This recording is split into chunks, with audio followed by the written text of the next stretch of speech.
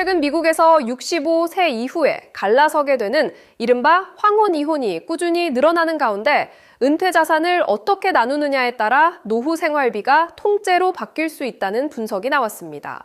금융 전문 매체인 싱크 어드바이저는 최근 보도를 통해 황혼 이혼 시 반드시 챙겨야 할 3가지 세금 문제를 소개했습니다.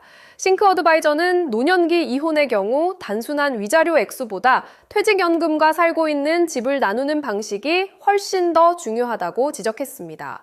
은퇴를 불과 10년 안팎으로 앞둔 시점이라 자칫 세금 폭탄을 맞으면 노후 자금을 회복할 시간이 부족하기 때문입니다. 휴스턴에 위치한 노스스타 법률 사무소 설립자인 필립 자고티는 공동재산이 대개 퇴직 계좌나 살고 있는 주택 혹은 가족 경영 기업 등에 묶여 있어 세금 문제가 매우 까다롭다고 말했습니다. 자고티는 당사자들이 은퇴자금 의무 인출 시기를 불과 10년 안팎으로 앞두고 있다는 점을 강조하며 이혼 후 마주하게 될 각자의 재정 상태는 지난 30년이나 40년 동안 함께 계획했던 노후의 공동 그림과는 완전히 다를 수 있다고 경고했습니다.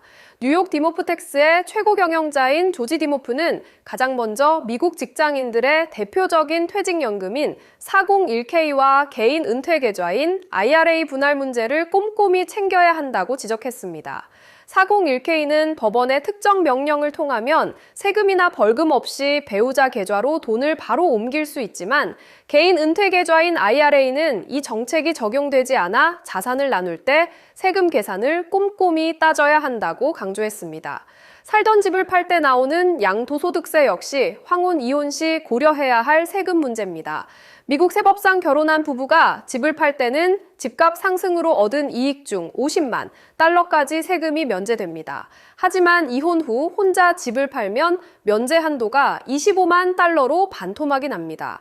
따라서 어차피 집을 처분할 계획이라면 법적으로 갈라서기 전 부부 상태일 때 매각하는 것이 세금을 아끼는 방법이라는 지적입니다. 마지막으로 놓치기 쉬운 것이 과거 결혼 생활을 기반으로 받는 사회보장연금입니다. 미국 사회보장제도는 배우자와 최소 10년 동안 결혼 생활을 유지했고 이혼 후 현재 재혼하지 않았다면 전 배우자가 받을 연금 액수의 최대 50%까지를 연금으로 신청할 수 있습니다. 이때 전 배우자가 실제로 받는 연금은 전혀 깎이지 않습니다. 전문가들은 교사 등 주정부 연금에 의존해 국민연금 성격의 사회보장연금이 부족한 이들에게 이 제도가 노후의 구세주가 될 수 있다고 조언합니다.